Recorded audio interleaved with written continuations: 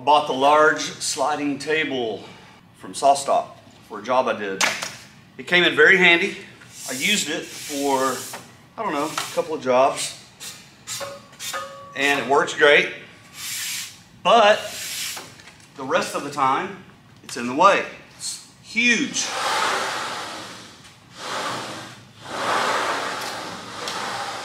Look at that damn thing. I decided to do something different with it. I'm going to throw this away and make an actual table with it. And I know people are going to think I'm crazy and I'm tearing it up and I'm wasting my time, wasting my money. But I made my money back from the job that I used it for. It's not doing anybody any good. Now I got to figure out how to disassemble it. I worked on this over the course of a few mornings. I think it took me 3 or 4 mornings. This was the first. And there's a little ruler. I'm going to keep that for later. That's going to go on the table. This build was pretty easy. There we are. I am taking things apart, getting all the little nuts and bolts out of it. It's unbelievable how many nuts and bolts it took to put this thing together. It took me literally, I mean, an hour. This was probably an hour to get this apart. All those nuts and bolts. There we are, taking the leg assembly apart. There's a little SawStop plate. I'm going to put that on the table later too. Of course, I'm going to use all 4 of the legs. There we go. We're on our second morning now. I'm taking the leg off that main rail there. That main rail is attached to the side of the table saw right there. Pretty difficult getting that thing off, but I got it.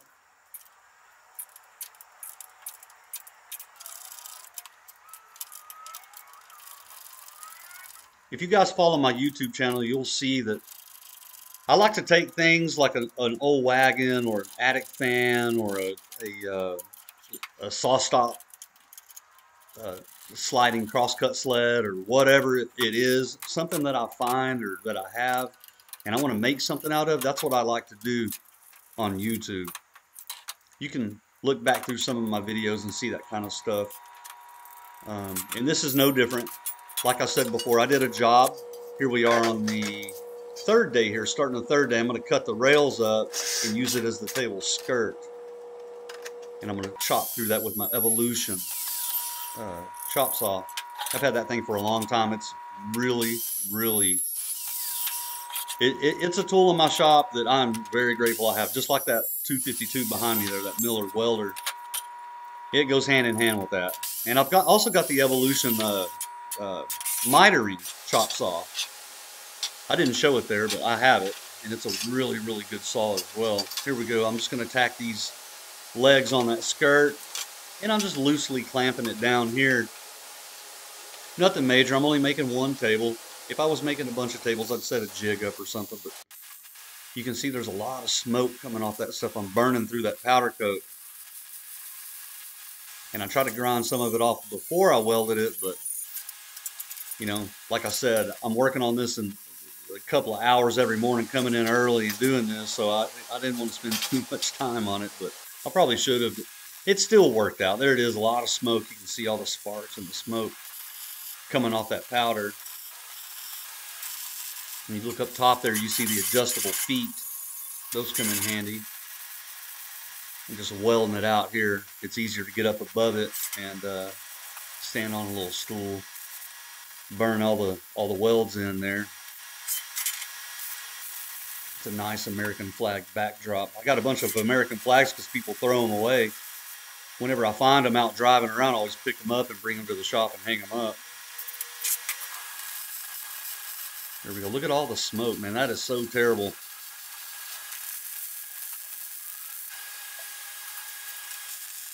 Had a fan blowing too. I don't know why it was going right in my face. Here we go. We're going to get it on the floor. A little heavy. Nothing, obviously, that I can't handle there, but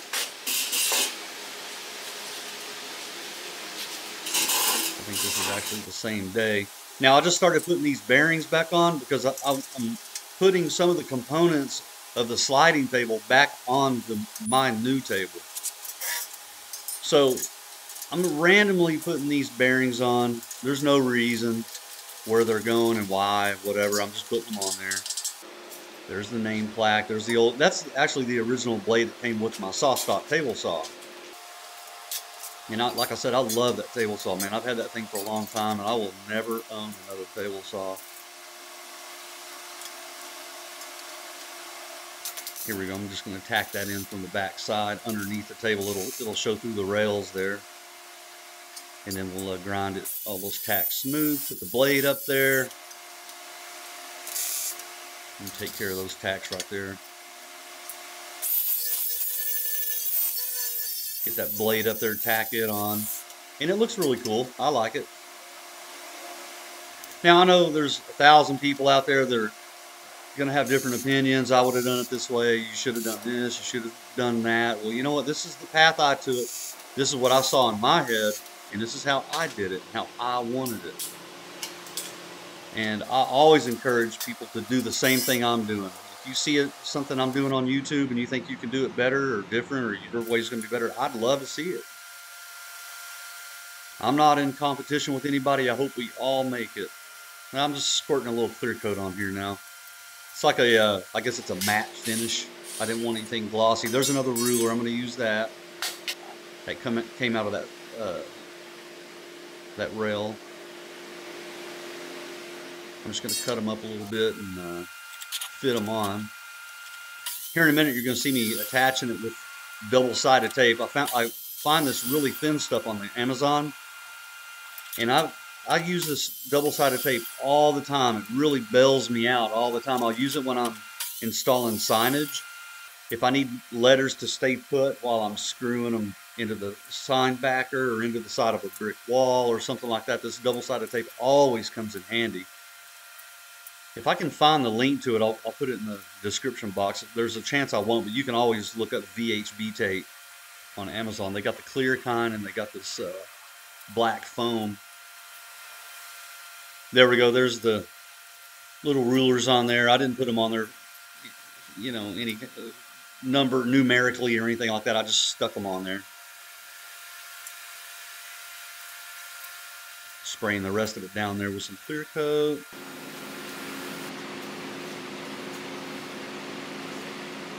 And I figured I'd carry it on over here next to the table saw, which is where it came from, and show the new table. Excuse me. I love these little clear rubber pyramids. I happen to have 4 of them in a cabinet somewhere I found, and I was very happy I didn't have to leave and go to the store and buy any. I didn't leave and go buy anything for this table except for that glass you see right there on my left, right there. We're going to get into it now. I always use wire glass for some reason. I love the way it looks, and the guys I go to that cut this stuff, they're really good at polishing the edges, and they don't tear their machines up doing it. I don't know how they do it, how they get it smooth on the edges like that, but they do for me every time. I'll wipe it down a little bit, get that paper out of the way. Looks really good, man. Here's a little shot. Here comes a little slow-mo shot here in a second. I really appreciate you guys sticking with me here, watching my videos and stuff. And if you haven't subscribed, go ahead and do that. I'll be uploading regularly from now on. I know I took a little break there for a 2-year break maybe. But anyway, I'm back. I'm going to start doing more stuff like this. I hope you love this video. Let me know how you would have done it, or if you like it, hate it, whatever. Just comment, let me know what's up. And I will catch everybody later on the next one.